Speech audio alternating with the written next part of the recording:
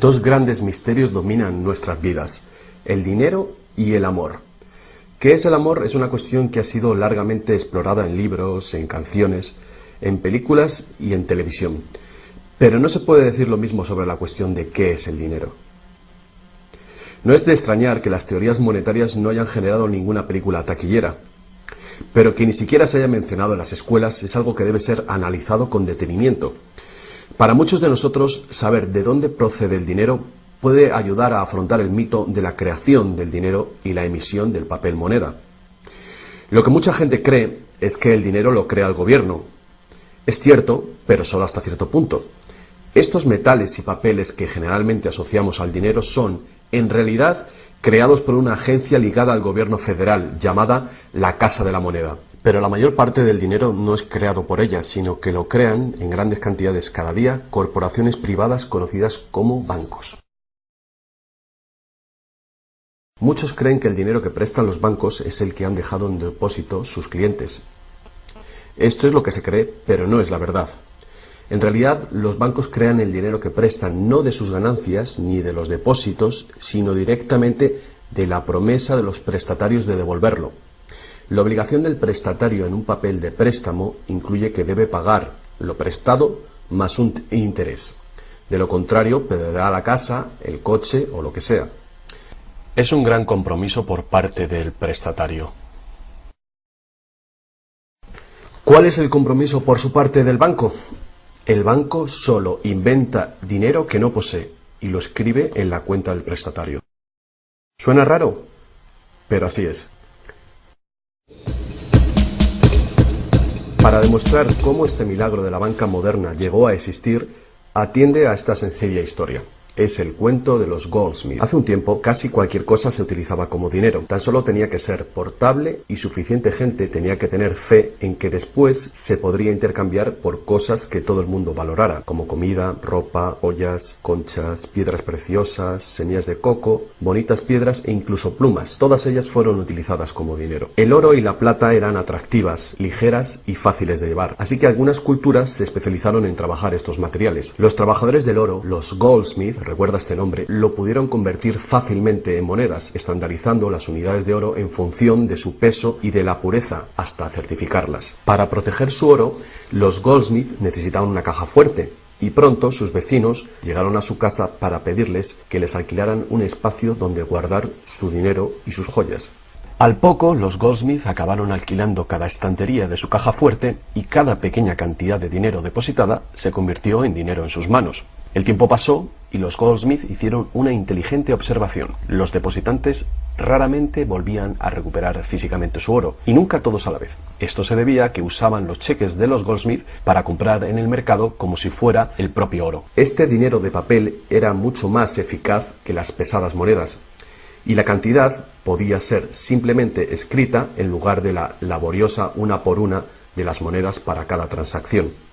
Mientras tanto, los Goldsmith crearon otro negocio. Prestaban su oro introduciendo un interés. Al tiempo que su papel moneda empezaba a ser aceptado, los prestatarios comenzaron a pedir sus préstamos en forma de estos cheques en lugar del metal. Su industria se expandió mientras más y más gente les pedía guardar su oro, lo que dio a los Goldsmith una idea todavía mejor. Sabía que muy pocos de sus depositantes sacaban su oro alguna vez, así que los Goldsmith pensaron que también podrían escribir más cheques ahora en función de los cheques del oro que habían dejado los depositantes en su cámara, además del oro de los depositantes que guardaban propiamente. Así, con tal de que devolviese el oro a los depositantes que lo desearan recuperar, nadie se daría cuenta del truco. Lo que no se sabe, no se siente. Y los Goldsmith, ahora más banqueros que artesanos, hicieron un mayor negocio del que podrían haber hecho prestando únicamente su propio dinero. Durante años se hicieron un beneficio secreto fabuloso, con los intereses de los depósitos de todos sus vecinos.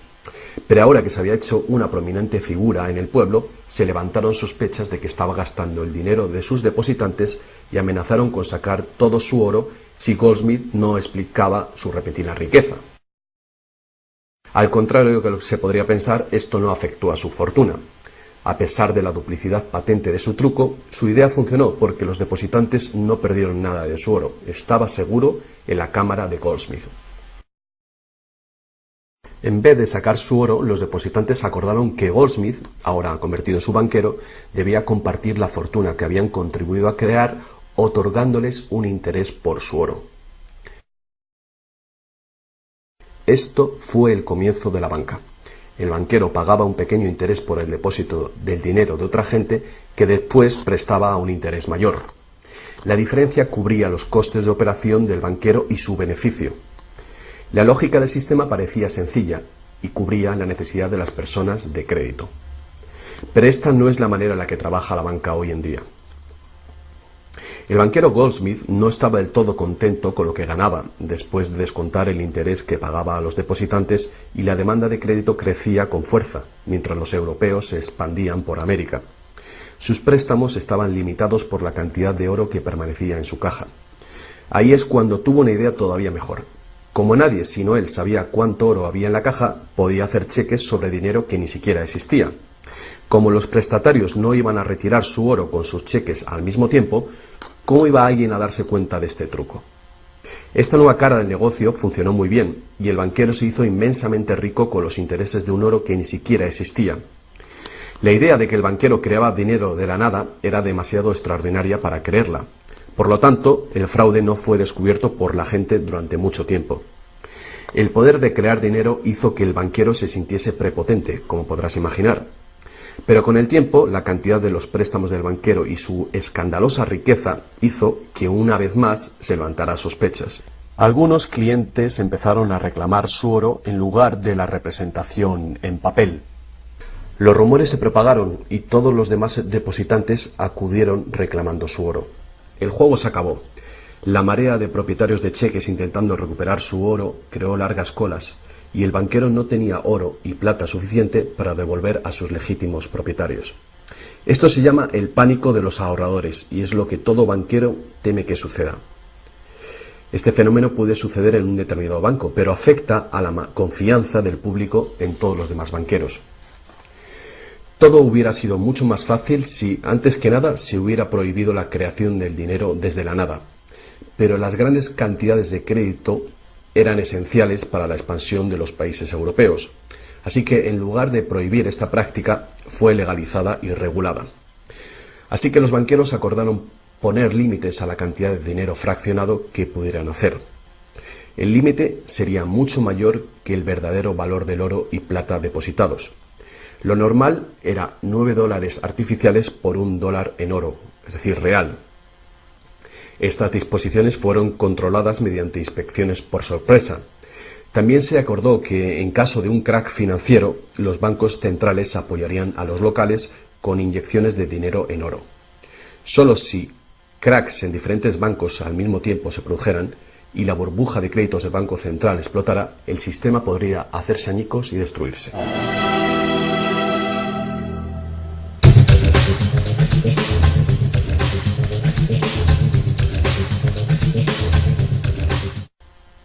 A lo largo de los años, el dinero fraccionado y su sistema integrado por un banco central regulador se ha convertido en el sistema bancario dirigente del mundo. Al mismo tiempo, el sistema fraccional del oro apoyando al dinero como deuda ha desaparecido. La naturaleza básica del dinero ha cambiado. En el pasado, el billete de dólar era un recibo que te permitía cambiarlo por una cantidad de oro o plata determinadas. Ahora, un billete o dólar digital solo puede ser cambiado por otro billete o dólar digital. En el pasado, el crédito creado por los bancos privados solo existía en la forma de billetes de banco que la gente podía rehusar, como ahora se pueden rehusar otros cheques privados. En el presente, el crédito creado por bancos privados está legalmente aprobado que se convierta por dinero de flujo legal, es decir, los dólares, euros o libras que usualmente creemos que es dinero. El dinero de confianza, es decir, el fiat money, es dinero creado por decreto del gobierno, y la ley afirma que el público debe aceptar este dinero para todo tipo de deudas, o si no, los tribunales no considerarán la obligación de pagar esa deuda. Así que ahora la cuestión es, si tanto los bancos como los gobiernos pueden crear dinero, entonces, ¿cuánto dinero existe? ¿Cuánto dinero existe? Antes, la cantidad total de dinero en existencia estaba limitada por la cantidad y cualidad física de esa cosa usada como dinero. Por ejemplo, para crear dinero en oro o en plata, se debía extraer una cierta cantidad de estos metales de las minas. En el presente, el dinero es literalmente creado como deuda. Se crea nuevo dinero cada vez que una persona toma un préstamo de un banco. Como resultado, el montante total del dinero que puede ser creado solo tiene un límite: el nivel total de la deuda.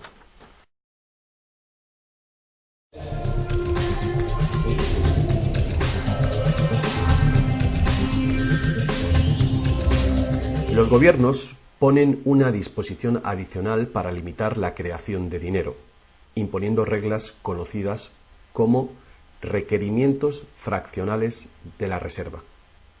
Son arbitrarias en su misma esencia. Estos requerimientos varían de un país a otro y de un tiempo a otro. En el pasado se obligaba a los bancos a tener al menos $1 en oro por cada 10 dólares creados. Hoy en día, la proporción ya no tiene relación con el dinero actualmente en depósito, sino con el dinero creado a su vez de la deuda creada sobre el dinero en depósito en el banco.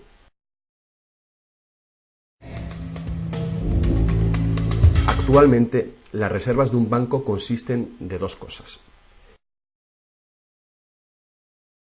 la cantidad del dinero del Estado o equivalente más la cantidad existente de dinero deuda que el banco tiene en depósito.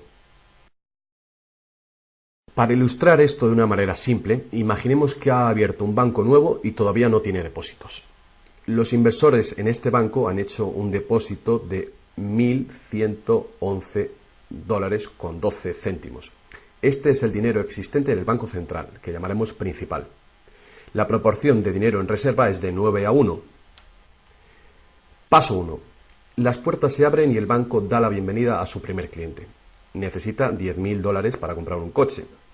Con la proporción de 9:1, el nuevo banco necesita que el Banco Central le permita crear 9 veces esa cantidad, o $10.000, desde la base de la deuda contraída por la solicitud de préstamo del cliente.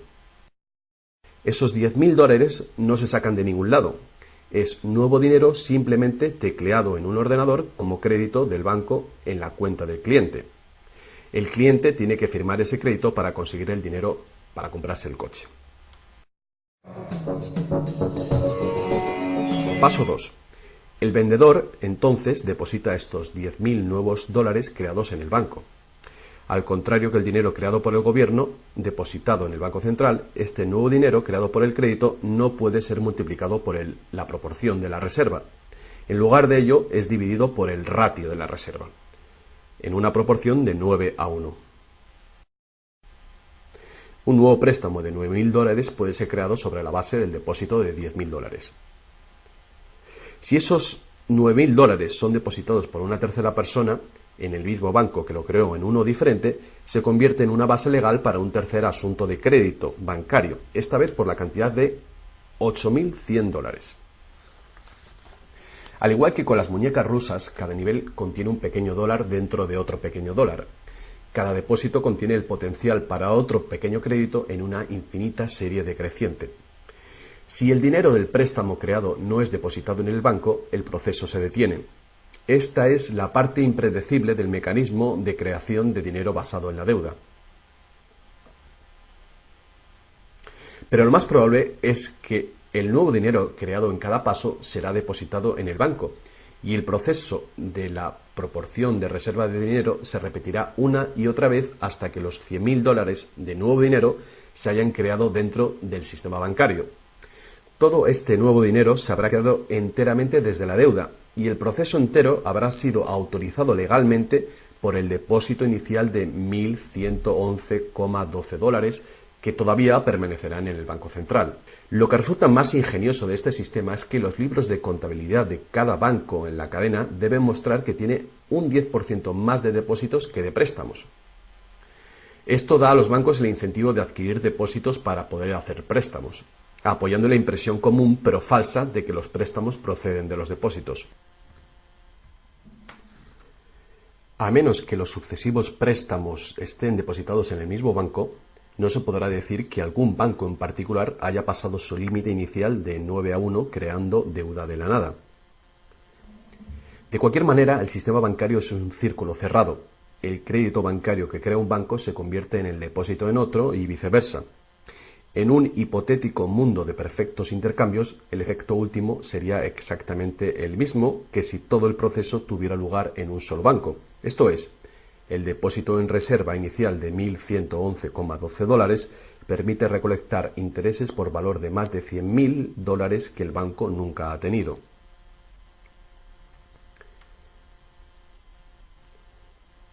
Si esto te resulta extraño, atiende esto. En tiempos recientes, como resultado de la presión de los lobbies bancarios, los requerimientos para hacer un depósito de reserva en el Banco Central prácticamente han desaparecido en la mayoría de los países. Y las proporciones de reserva pueden ser más altas que 9-1. Para algunas cuentas, 20-1 y para otras 30-1 son comunes. E incluso más recientemente, usando tarifas para los préstamos y así aumentar los ratios de requerimiento de reservas de los clientes, los bancos ahora han encontrado una manera de eludir las limitaciones de los requerimientos de la reserva fraccionaria por completo. Así que cuando las reglas son complejas, el sentido común real es bastante simple. Los bancos pueden crear tanto dinero como nosotros podemos pedir prestado.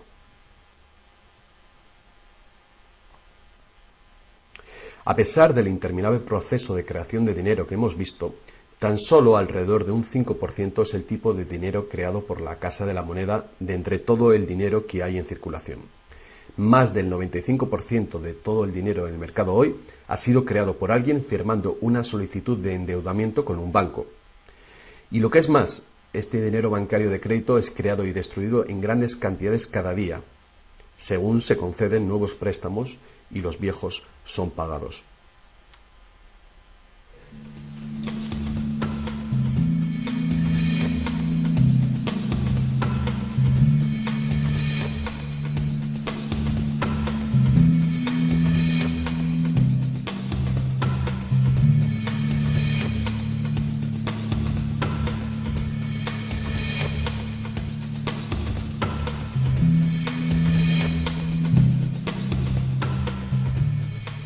Los bancos solo pueden ejecutar este sistema del dinero con la participación activa del gobierno. Primero, porque los gobiernos emiten leyes de divisas para hacer legal la moneda de confianza nacional, el fiat money. Segundo, porque los gobiernos permiten créditos privados para que sean pagados en esta moneda de curso legal. Y tercero, porque los tribunales estatales dan vigor a las deudas. Por último, los gobiernos aprueban regulaciones para proteger el funcionamiento del sistema monetario y su credibilidad ante el público sin hacer nada para contar a la ciudadanía de dónde procede el dinero. La verdad desnuda es que cuando firmamos la solicitud de una hipoteca o de un préstamo, nuestra firma promete un pago avalado por los bienes que daremos si no conseguimos pagarlo. Y estas son las únicas cosas de verdadero valor envueltas en la transacción. Cualquiera que crea que cumpliremos con la obligación la puede considerar como un bien o valor intercambiable o vendible. Es una deuda y por lo tanto una forma de dinero.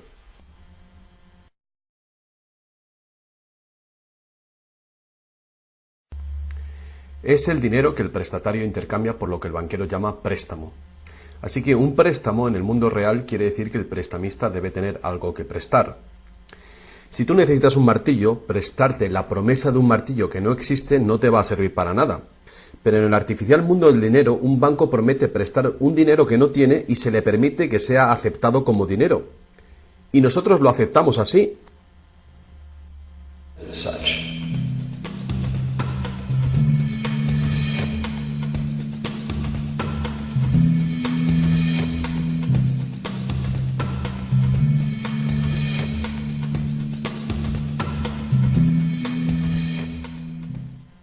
Una vez que el prestatario firma la solicitud de préstamo, el banco lo consigna como una transacción en su ordenador, con unas cuantas claves, escribiendo una deuda del prestatario con el banco. Desde el punto de vista del cliente, se convierte en un préstamo de dinero en su cuenta, porque el gobierno permite que esta deuda del banco con el cliente se convierta en dinero gubernamental de confianza, el fiat money, que todo el mundo tiene que aceptar como dinero. Otra vez, la verdad básica es muy sencilla. Sin el documento que el prestatario firma, el banquero no tendría nada que prestar. ¿Alguna vez te has preguntado cómo todas las instituciones, el gobierno, las corporaciones, los pequeños negocios, las familias, pueden estar todos en deuda al mismo tiempo y por esas cantidades tan astronómicas? ¿Alguna vez te has preguntado cómo puede haber tanto dinero al mismo tiempo para prestar? Bien, ahora ya lo sabes. No lo hay.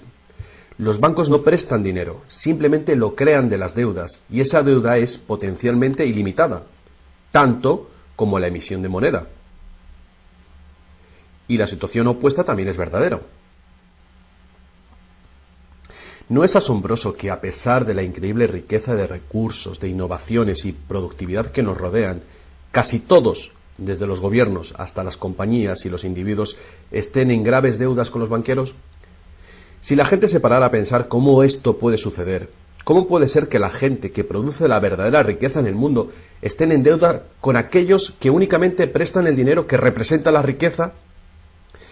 Todavía más alucinante es que una vez que te das cuenta de que el dinero en realidad es deuda, nos damos cuenta de que si no hubiera deuda, no habría dinero.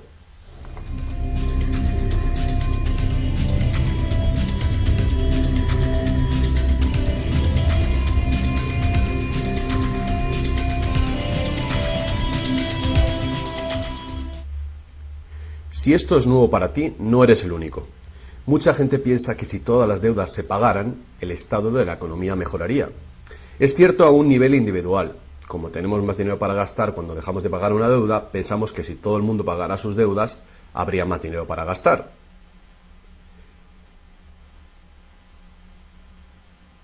Pero la verdad es justamente la contraria. No habría dinero de ningún tipo.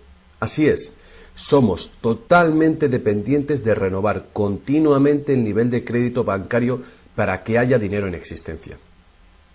Sin préstamos no hay dinero, que fue justamente lo que pasó durante la Gran Depresión en Estados Unidos. El suministro de dinero se cortó drásticamente, al tiempo que los suministros de préstamos se cortaban.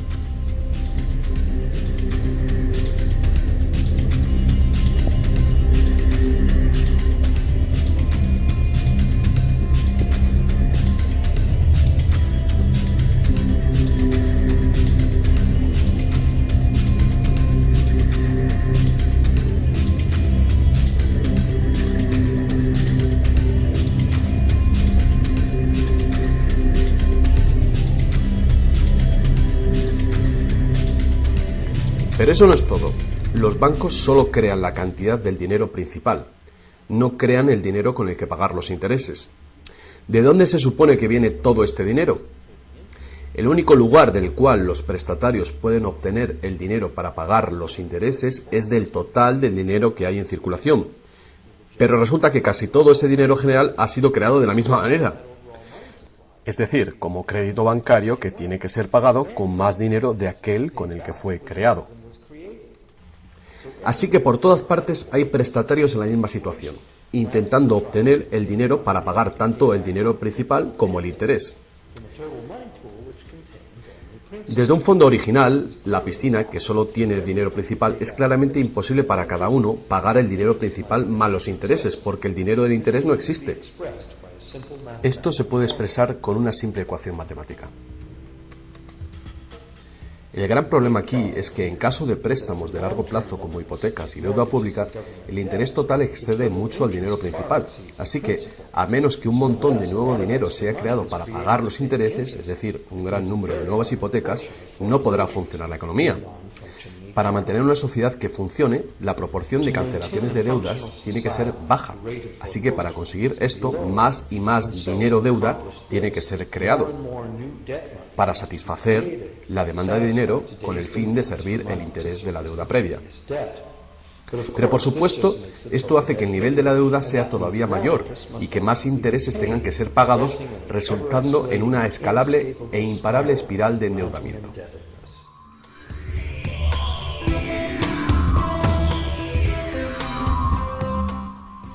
Tan solo el lapso de tiempo entre el dinero creado procedente de los nuevos préstamos y su devolución evita la bancarrota del sistema entero. De cualquier manera, el increíble monstruo del crédito que se hace más y más grande necesita que se cree más y más dinero de deuda para alimentar el sistema y cada vez se hace más urgente. ¿Por qué los intereses son tan bajos? ¿Pueden los intereses bajar más? ¿Por qué nos ofrecen insistentemente tarjetas de crédito en el correo? ¿Por qué el gobierno americano gasta más rápido que nunca? ¿Es posible que el sistema colapse por completo y con él el sistema monetario? Las personas racionales deben preguntarse, ¿se puede sostener esto indefinidamente? ¿No es inevitable el colapso?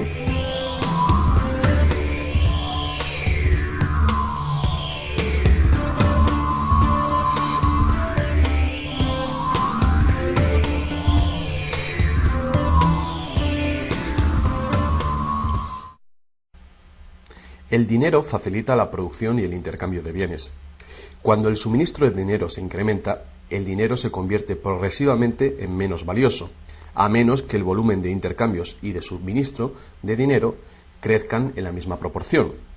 Hasta que nos damos cuenta de esto, cuando escuchamos que la economía crece a un 3% por año, creemos que lo hace en una constante regular, pero no es así. El 3% de este año representa un 3% más de intercambio de bienes y servicios que hace un año, porque es un 3% del nuevo total. En vez de una línea recta como imaginamos sobre las palabras, es una curva exponencial que es cada vez más inclinada. El problema, por supuesto, es que el crecimiento perpetuo de la economía real requiere un perpetuo y escalable uso de los recursos naturales. Más y más cosas tienen que ir desde los recursos naturales hasta los basureros cada año para evitar que el sistema colapse. ¿Qué podemos hacer ante esta terrorífica situación? Una cosa, necesitamos un nuevo concepto del dinero. Es tiempo de que más gente se pregunte a sí misma y a sus gobiernos 4 preguntas muy simples. A lo largo del mundo, los gobiernos piden prestado dinero con interés a los bancos privados. La deuda del gobierno es un componente principal dentro de la deuda total. El pago de esos intereses hace que el gobierno tenga que cargar a los ciudadanos con más impuestos. Ahora que sabemos que los bancos simplemente crean el dinero que prestan y que los gobiernos les han dado el permiso para hacerlo, la primera pregunta es ¿por qué los gobiernos eligen pedir prestado a los bancos privados con interés cuando los propios gobiernos podían crear el dinero que necesitan sin ningún interés ellos mismos? Y la segunda gran cuestión es ¿por qué se crea dinero como deuda? ¿Por qué no se crea dinero que circule permanentemente y que no tenga que ser represtado con intereses para existir? La tercera, ¿cómo puede un sistema monetario funcionar solamente con un crecimiento perpetuo y acelerado y poderse considerar una economía sostenible? ¿No es lógico que el crecimiento perpetuo y acelerado y la sostenibilidad sean incompatibles?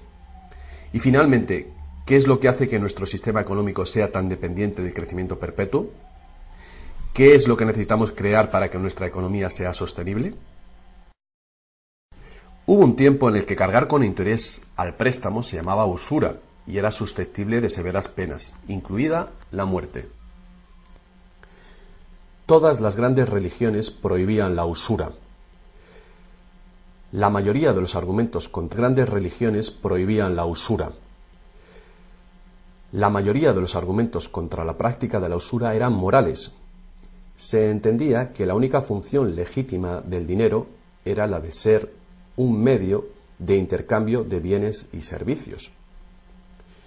Cualquier manera de ganar dinero procedente del dinero se consideraba labor de un parásito o de un ladrón.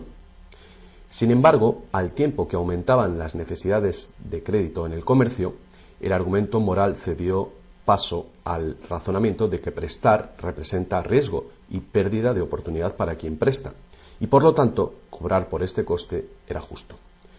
Hoy en día, estas ideas parecen triviales. Actualmente, la idea de ganar dinero del dinero se considera la mejor ocupación que hay.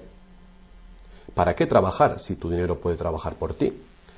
Sin embargo, para tener un futuro sostenible, queda claro que el cobro de interés es un problema moral y práctico al mismo tiempo.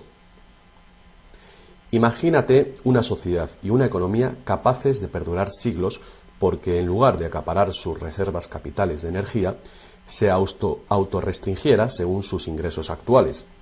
Ya no cosecharía más madera que crezca en el mismo periodo. Toda la energía sería renovable: solar, eólica, gravitatoria, magnética y las demás que se descubran. La sociedad se sostendría dentro de los límites de sus recursos, ya que reutilizaría o reciclaría todo y la población se mantendría. Tal sociedad no podría existir si estuviera dependiente de un sistema monetario que a su vez depende del crecimiento acelerado perpetuo. Tal economía sostenible necesitaría un sistema monetario también capaz de sostenerse sin crecimiento. Digamos que todo el dinero en circulación se representa por este círculo. Además, imaginemos que los prestadores de dinero también tienen dinero verdadero para prestar. Pero si algunas personas dentro del sistema empiezan a prestar dinero cobrando interés por ello, entonces su parte del suministro total del dinero aumentaría. Y si siguen prestando todo el dinero que se devuelva, cobrando siempre interés por ello, ¿cuál sería el inevitable resultado? Ya sea oro, dinero confianza o de deuda, no importa, los prestadores de dinero acabarían con todo el dinero. Y después todos pasaríamos a estar en quiebra y ellos acabarían con toda la propiedad real. Solo si los beneficios de prestar dinero con interés fueran equitativamente distribuidos entre la población, se podría resolver este problema. Fuertes impuestos sobre los beneficios de los bancos podrían posibilitar este equilibrio, pero entonces no habría incentivo para los bancos. Si fuéramos capaces de liberarnos de la situación actual, podríamos imaginar la banca como un servicio social sin ánimo de lucro. Diseminando sus beneficios a la sociedad como un dividendo universal de los ciudadanos, prestando sin cobrar interés alguno.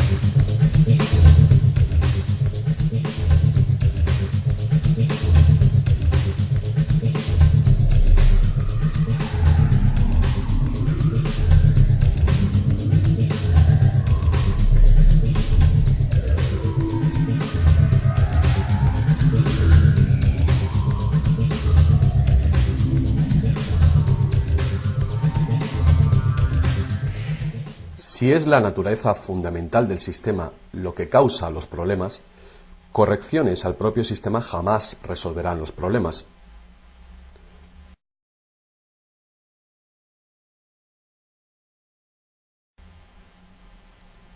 El sistema en sí debe ser reemplazado. Muchos críticos del sistema monetario hacen llamamientos a la vuelta al estándar del oro, insistiendo que el oro tiene una larga historia de confianza.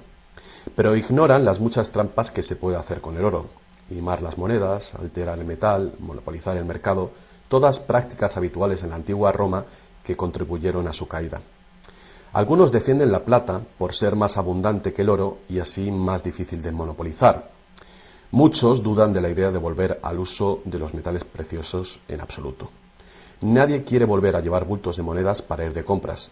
Es cierto que el dinero de papel, el plástico, el digital o más probablemente dinero de identidad biométrica tendría el mismo potencial de crear dinero de crédito sin límite, igual que tenemos ahora. Yendo más allá, si el oro fuera nuevamente la única base legal para el dinero, los que no tengamos oro nos quedaríamos sin dinero. Otros críticos del sistema monetario insisten en que la codicia y la deshonestidad son los principales problemas, y que puede haber un sistema más equitativo que volver al estándar de plata o de oro. Muchos grandes pensadores han sugerido maneras alternativas para crear dinero. Muchos sistemas de intercambio crean dinero como deuda, de la misma manera que hacen los bancos, pero se hace transparentemente y sin cobro de interés.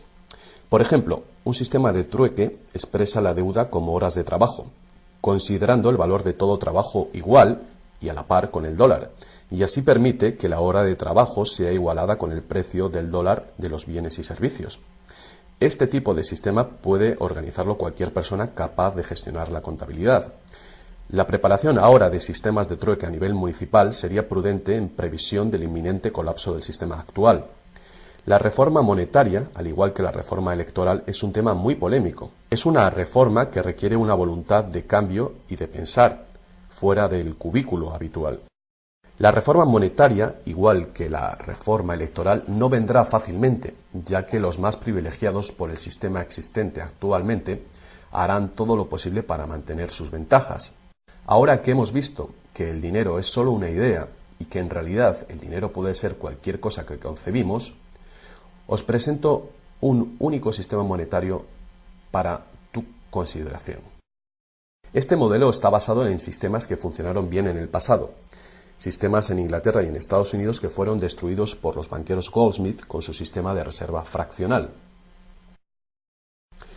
Para crear una economía basada en dinero libre de interés, el dinero puede ser creado y gastado por el gobierno creando infraestructuras para la economía, tales como carreteras, puentes, ferrocarriles, puertos y mercados públicos. Este dinero no sería creado como deuda, sino como valor. Este valor serían las infraestructuras que pagaron con ello. Si este nuevo dinero proporciona más comercio, requiriendo su uso, no produciría inflación alguna. En el caso de que los gastos gubernamentales sí causaran devaluación o inflación, habría dos posibilidades para resolverlo. La inflación es equivalente a un impuesto plano sobre el dinero. No importa si el valor del dinero se devalúa en un 20% o si el gobierno nos quita con impuestos un 20%. El efecto en nuestro poder adquisitivo es el mismo. De esta manera, la inflación, en lugar de impuestos, podría ser políticamente aceptable con tal de que sea debidamente empleada. El gobierno podría contrarrestar la inflación recaudando impuestos y eliminando este dinero del mercado. Así reduciría el suministro de dinero y restauraría su valor. Para controlar la deflación, la caída de precios y sueldos, el gobierno sencillamente gastaría más dinero. Con la ausencia de la creación de dinero de deuda, el gobierno tendría más control del suministro del dinero del país y el público sabría a quién echar la culpa.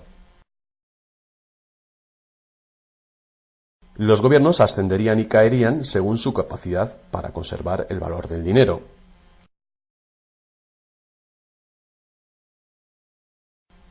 El gobierno dependería de los impuestos como ahora, pero los impuestos llegarían mucho más lejos, ya que ninguna parte de ellos se gastaría en pagar intereses a los banqueros.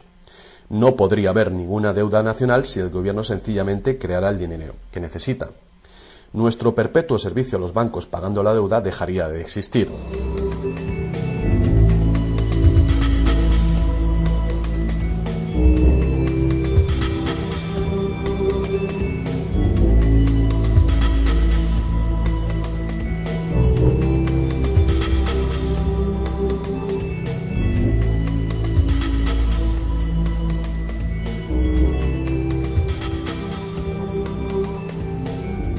Lo que no nos han enseñado es que democracia y libertad son, de hecho, una forma ingeniosa de dictadura económica. Mientras toda nuestra sociedad dependa de un suministro de crédito bancario para sus necesidades monetarias, los banqueros serán quienes deciden quién tendrá el dinero que se necesita y quién no. And who doesn't?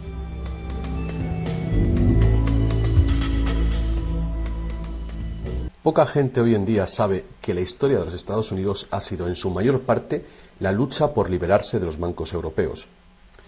Esta lucha llegó a su fin en el año 1913, cuando el presidente Wilson ratificó el Acta de la Reserva Federal, permitiendo así al cártel de banqueros internacionales controlar el dinero de Estados Unidos. El poder de este sistema está profundamente integrado. También lo está el silencio del tema entre los medios de información y en la educación. Hace años, un primer ministro canadiense hizo una encuesta entre centenares de personas, no economistas, especialistas altamente formados y personas de a pie. La encuesta reveló que ni un solo encuestado tenía un conocimiento preciso de cómo se crea el dinero. De hecho, descubrió que hasta los empleados bancarios ni siquiera habían contemplado alguna vez el asunto. ¿Y tú? Have you?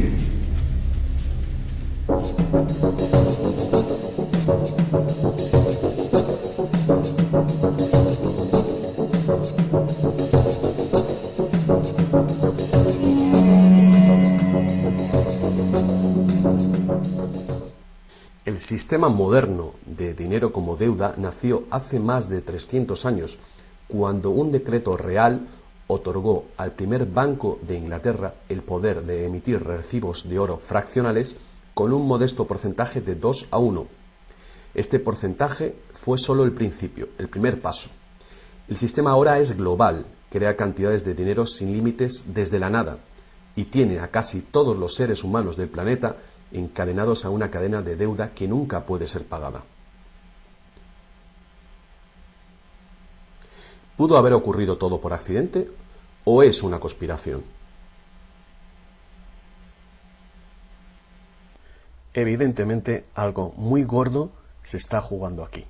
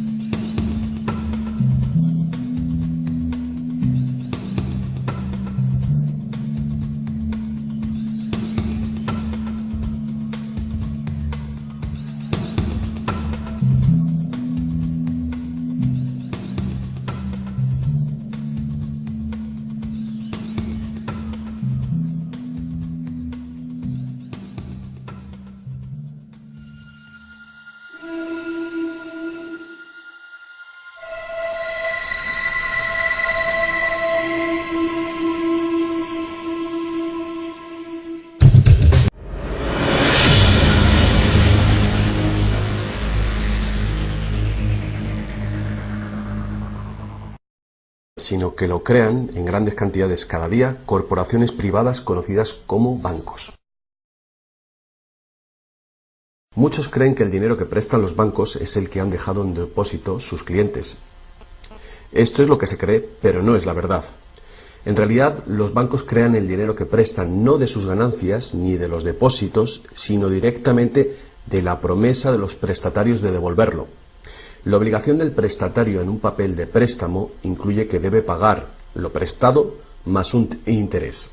De lo contrario, perderá la casa, el coche o lo que sea. Es un gran compromiso por parte del prestatario. ¿Cuál es el compromiso por su parte del banco? El banco solo inventa dinero que no posee y lo escribe en la cuenta del prestatario. ¿Suena raro? Pero así es. Para demostrar cómo este milagro de la banca moderna llegó a existir, atiende a esta sencilla historia. Es el cuento de los Goldsmith. Hace un tiempo, casi cualquier cosa se utilizaba como dinero. Tan solo tenía que ser portable .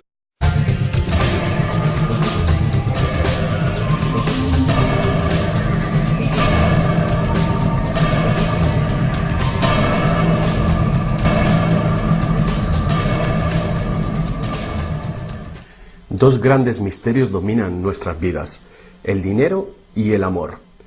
¿Qué es el amor? Es una cuestión que ha sido largamente explorada en libros, en canciones, en películas y en televisión. Pero no se puede decir lo mismo sobre la cuestión de qué es el dinero. No es de extrañar que las teorías monetarias no hayan generado ninguna película taquillera, pero que ni siquiera se haya mencionado en las escuelas es algo que debe ser analizado con detenimiento. Para muchos de nosotros, saber de dónde procede el dinero puede ayudar a afrontar el mito de la creación del dinero y la emisión del papel moneda. Lo que mucha gente cree es que el dinero lo crea el gobierno. Es cierto, pero solo hasta cierto punto. Estos metales y papeles que generalmente asociamos al dinero son, en realidad, creados por una agencia ligada al gobierno federal llamada la Casa de la Moneda. Pero la mayor parte del dinero no es creado por ellas y suficiente gente tenía que tener fe en que después se podría intercambiar por cosas que todo el mundo valorara, como comida, ropa, ollas, conchas, piedras preciosas, semillas de coco, bonitas piedras e incluso plumas. Todas ellas fueron utilizadas como dinero. El oro y la plata eran atractivas, ligeras y fáciles de llevar, así que algunas culturas se especializaron en trabajar estos materiales. Los trabajadores del oro, los goldsmiths, recuerda este nombre, lo pudieron convertir fácilmente en monedas, estandarizando las unidades de oro en función de su peso y de la pureza, hasta certificarlas. Para proteger su oro, los goldsmiths necesitaban una caja fuerte, y pronto sus vecinos llegaron a su casa para pedirles que les alquilaran un espacio donde guardar su dinero y sus joyas. Al poco, los goldsmiths acabaron alquilando cada estantería de su caja fuerte y cada pequeña cantidad de dinero depositada se convirtió en dinero en sus manos. El tiempo pasó y los goldsmiths hicieron una inteligente observación. Los depositantes raramente volvían a recuperar físicamente su oro, y nunca todos a la vez. Esto se debía a que usaban los cheques de los goldsmiths para comprar en el mercado como si fuera el propio oro. Este dinero de papel era mucho más eficaz que las pesadas monedas, y la cantidad podía ser simplemente escrita en lugar de la laboriosa una por una de las monedas para cada transacción. Mientras tanto, los goldsmiths crearon otro negocio. Prestaban su oro introduciendo un interés. Al tiempo que su papel moneda empezaba a ser aceptado, los prestatarios comenzaron a pedir sus préstamos en forma de estos cheques en lugar del metal. Su industria se expandió mientras más y más gente les pedía guardar su oro, lo que dio a los goldsmiths una idea todavía mejor. Sabía que muy pocos de sus depositantes sacaban su oro alguna vez, así que los goldsmiths pensaron que también podrían escribir más cheques ahora en función de los cheques del oro que habían dejado los depositantes en su cámara, además del oro de los depositantes que guardaban propiamente. Así, con tal de que devolviese el oro a los depositantes que lo desearan recuperar, nadie se daría cuenta del truco. Lo que no se sabe, no se siente. Y los goldsmiths, ahora más banqueros que artesanos, hicieron un mayor negocio del que podrían haber hecho prestando únicamente su propio dinero. Durante años se hicieron un beneficio secreto fabuloso con los intereses de los depósitos de todos sus vecinos. Pero ahora que se había hecho una prominente figura en el pueblo, se levantaron sospechas de que estaba gastando el dinero de sus depositantes y amenazaron con sacar todo su oro si Goldsmith no explicaba su repentina riqueza. Al contrario de lo que se podría pensar, esto no afectó a su fortuna. A pesar de la duplicidad patente de su truco, su idea funcionó porque los depositantes no perdieron nada de su oro. Estaba seguro en la cámara de Goldsmith. En vez de sacar su oro, los depositantes acordaron que Goldsmith, ahora convertido en su banquero, debía compartir la fortuna que habían contribuido a crear, otorgándoles un interés por su oro. Esto fue el comienzo de la banca. El banquero pagaba un pequeño interés por el depósito del dinero de otra gente que después prestaba a un interés mayor. La diferencia cubría los costes de operación del banquero y su beneficio. La lógica del sistema parecía sencilla y cubría la necesidad de las personas de crédito. Pero esta no es la manera en la que trabaja la banca hoy en día. El banquero Goldsmith no estaba del todo contento con lo que ganaba después de descontar el interés que pagaba a los